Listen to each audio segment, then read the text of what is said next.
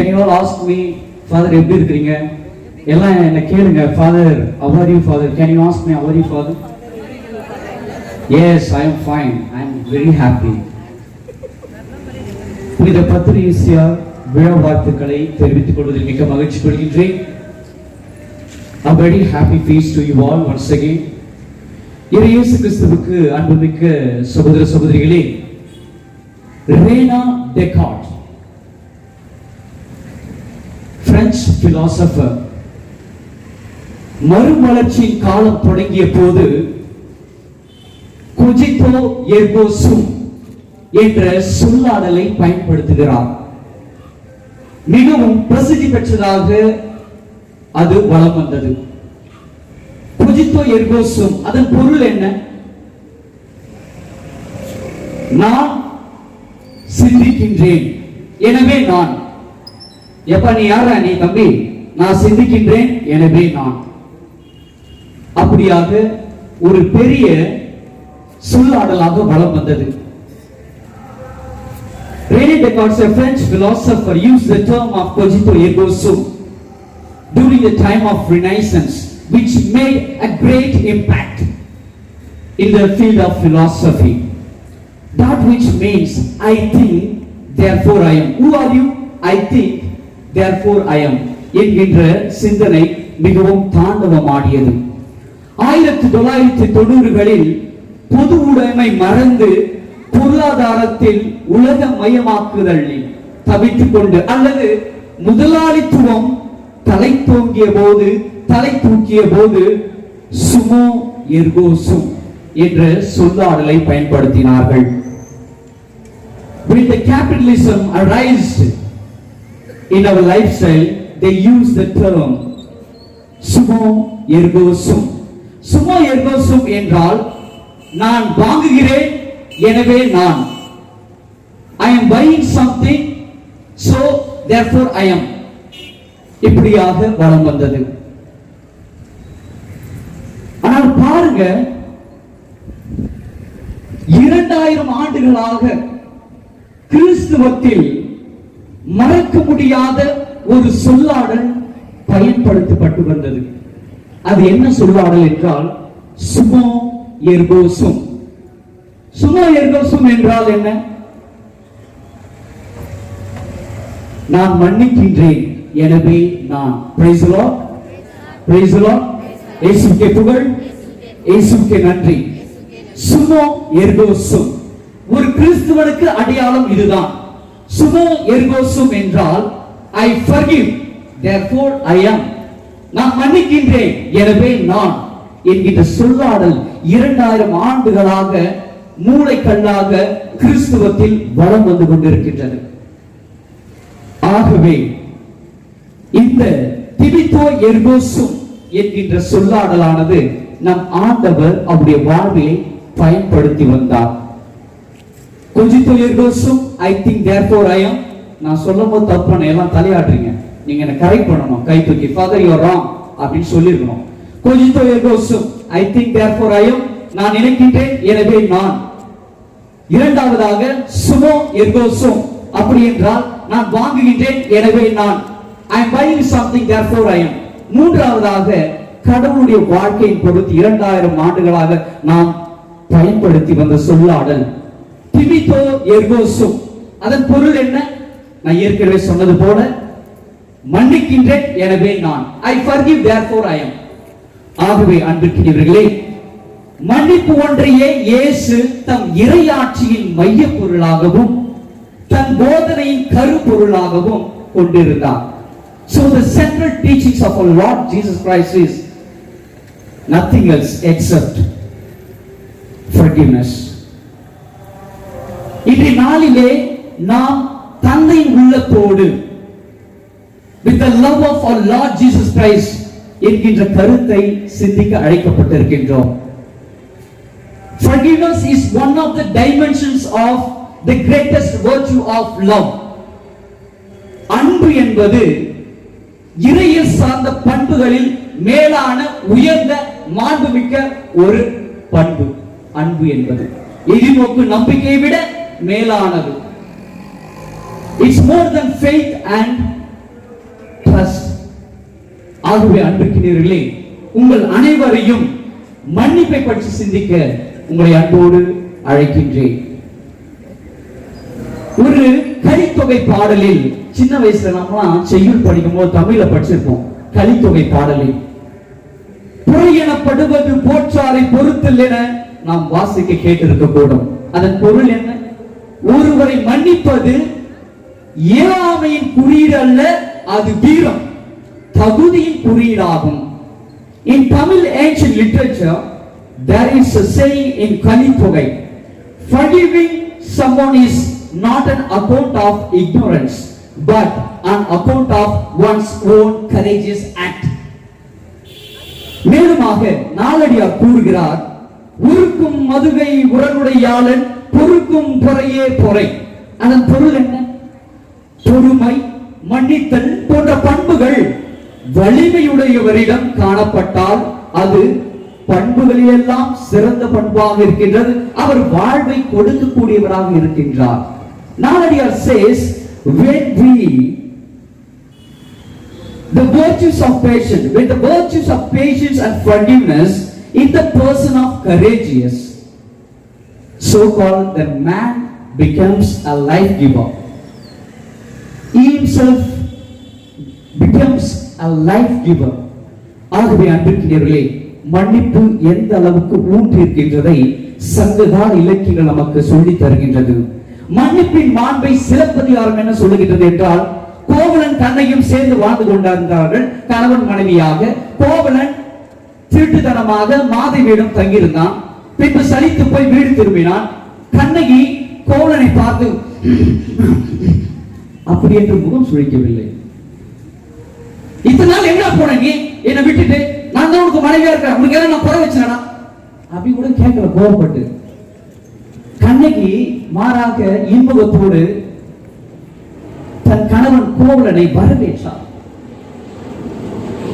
இந்த வரவேற்பின் மூலமாக கோவலன் மனம் விரும்புகின்றான். இதுதான் சிலப்பதிகாரத்தின் மைய கருத்து.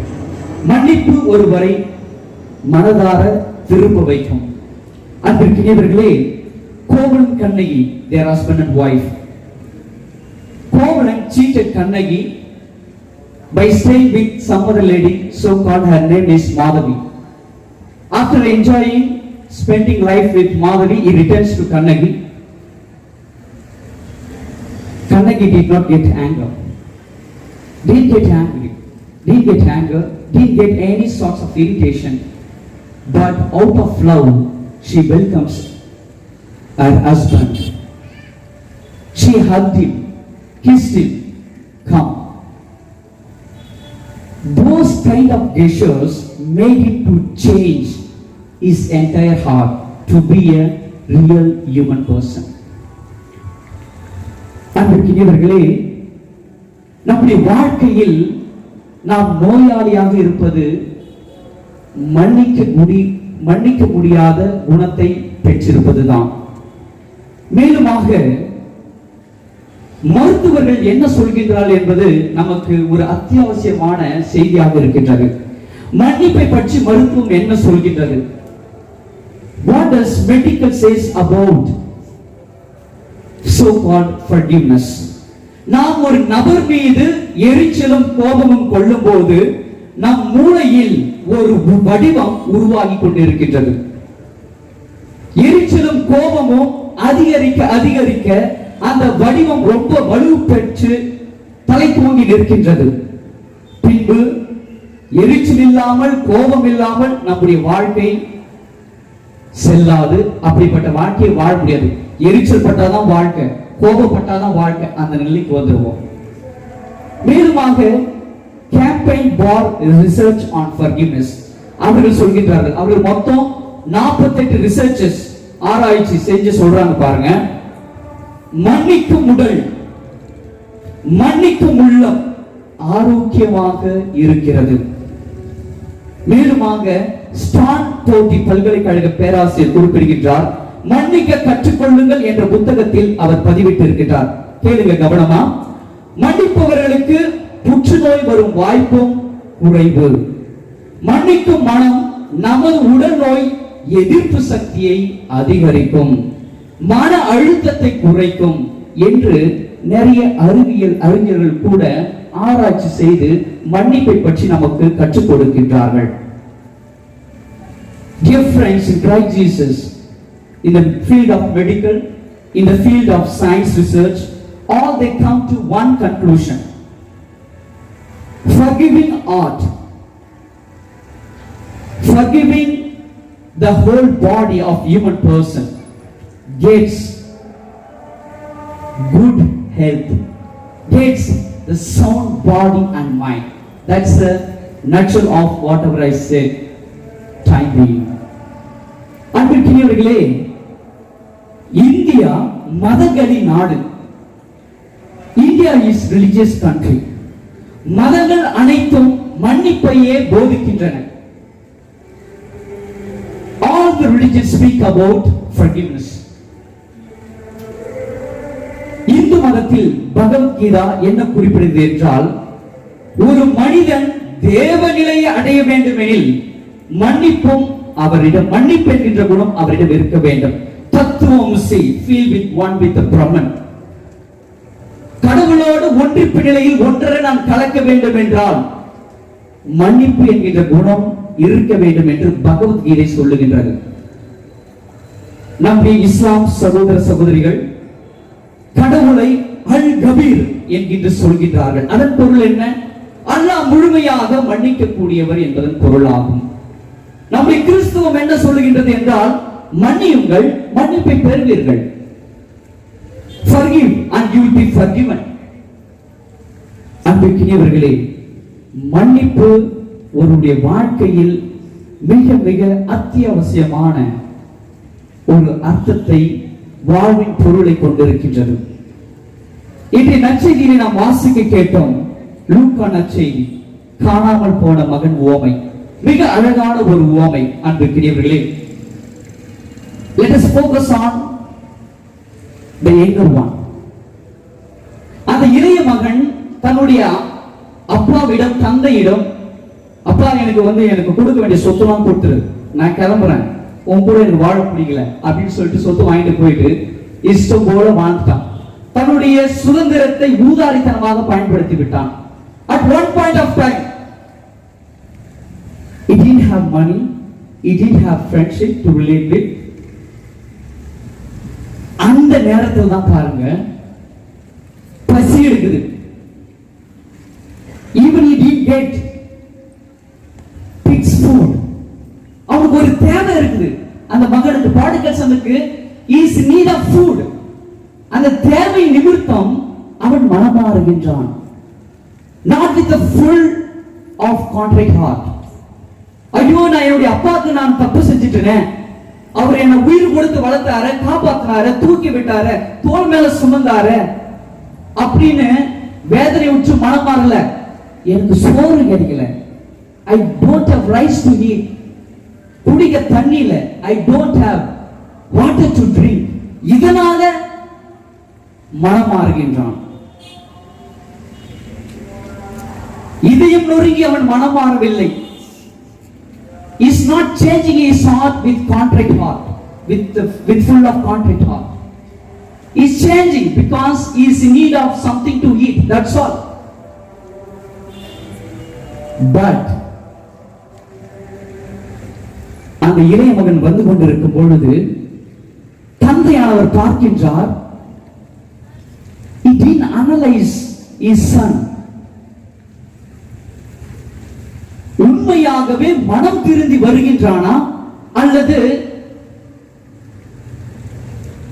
எல்லாத்தையும் செலவு பண்ணிட்டு இன்னும் நிறைய வாங்கறதுக்காக திரும்பி வரானா அப்படின்னு அவர் அனலைஸ் பண்ணல, ஆராய்ச்சி பண்ணல.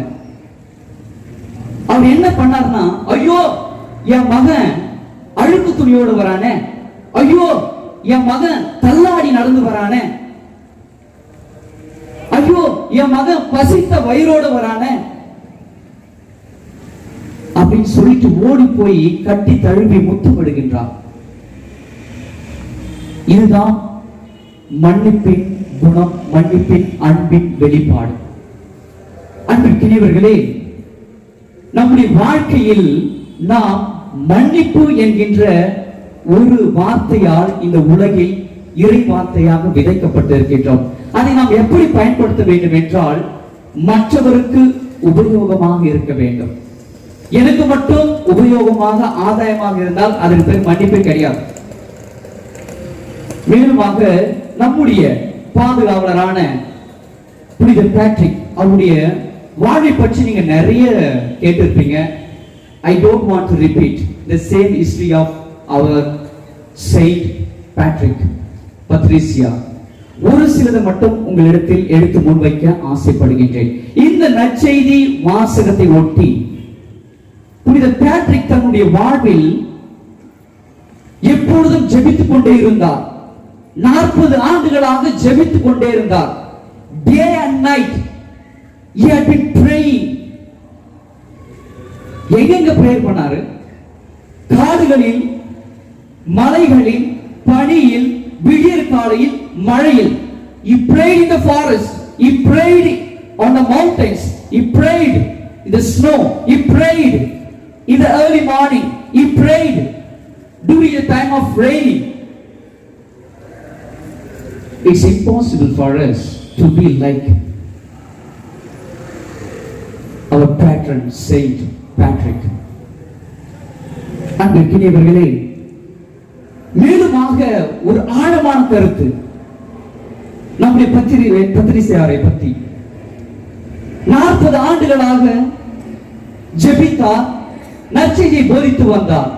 For 40 years he had been propagating the word of God and he had been praying profoundly without any sorts of hesitation and discouragement.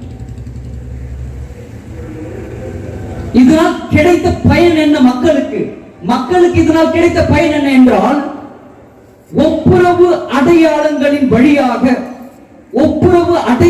வழியாக கடவுளின் அன்பை மக்களின் உள்ளங்களில் எழுதினார். Through the symbol of reconciliation, our Saint Patrick stamped the love of God in the hearts of the people. எவ்வாறு புனித பத்ரிசியார் தந்தையின் உள்ளத்தோடு வாழ்ந்தாரோ, அதே போல் தம்மை நம்பி வருகின்ற ஒவ்வொரு மக்களின் ஆன்மாவிலும் கடவுளின் அன்பு பதிக்கப்பட வேண்டும், எழுதப்பட வேண்டும் என்ற எதிர்நோக்கை கொண்டிருந்து தம்முடைய வாழ்வை தந்தையின் உள்ளத்திலே அர்ப்பணித்தவர். நாமும் இறைவனின் உள்ளத்தோடு வாழ அழைக்கப்பட்டிருக்கின்றோம். இயேசு கிறிஸ்துவுக்கு பிரியமான சகோதர சகோதரிகளே, ஆகவே கடைசியாக உங்களிடம் சொல்லி முடிக்க விரும்புவது, நம்பர் 1, மன்னியுங்கள், மனநோயிலிருந்து விடுபடுங்கள். தயவு செய்து மன்னிச்சலாம், நாம் எல்லாருக்கும் மனநோயிலிருந்து விடுதலை கிடைக்கும். Forgive and be free from the mental illness. Number 2, மன்னிப்பை கேட்கும் எவருக்கும் மன்னிப்பை மறுக்காதீர்கள். Don't hesitate to forgive if someone asks, forgive me. Number 3, மன்னிப்பு கேட்காதவர்களையும் மன்னிக்க மறக்காதீர்கள். Don't forget to forgive when someone doesn't ask you to forgive for his or her wrongdoing. ஆகவே அன்பிற்கினியவர்களே, இன்றைய நாளிலே நம்மை முழுவதுமாக ஒப்புக் கொடுக்க வேண்டும். மிக மிக பெரிய இரக்க குணத்தை படைத்தவர், அளவிட முடியாத மன்னிப்பின் மாண்பை அருவி போல ஊற்றிக் கொண்டிருப்பவர் நம் ஆண்டவர் இயேசு கிறிஸ்து. இலவசமாக நாம் மன்னிக்கப்பட்டோம், இலவசமாக அதை நாம் மற்றவர்களுக்கு கொடுக்க வேண்டும். Forgiveness is the self communication of our Lord Jesus Christ. Forgiveness is the self gift of God. It has to be given to others freely, not by getting some amount of money. ஆகவே இப்பொழுது நாம் இந்த திருப்பலியிலே, இந்த கடைசி நாளின் நவநாளிலே, திருவிழாவிலே மன்னிப்பு, forgive என்கின்ற உயர்ந்த மாண்புமிக்க இந்த பண்பு நலனை நம்முடைய வாழ்க்கையில் பயன்படுத்த நம்மை நாம் ஒப்பு கொடுத்து ஜெபிப்போம். அனைவரும் எழுந்திருப்போம். விசுவாச அறிக்கை.